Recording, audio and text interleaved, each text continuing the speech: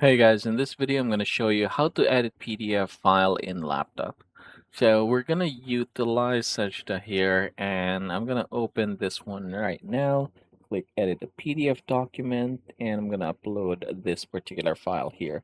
Now the good thing about this is there are so many things like edits that you can do here. So you can head over to the tools here and you can see that there's a lot of options. Now, I want to do the most is this one right here, text.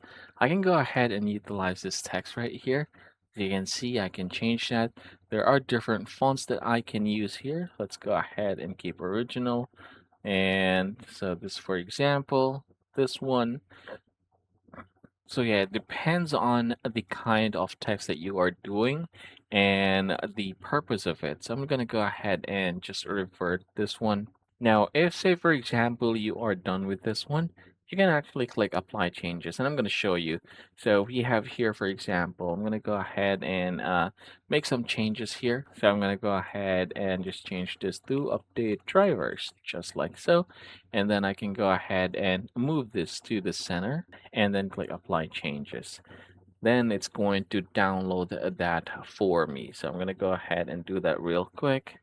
I'm going to go ahead and just add it and you should be able to see the difference here.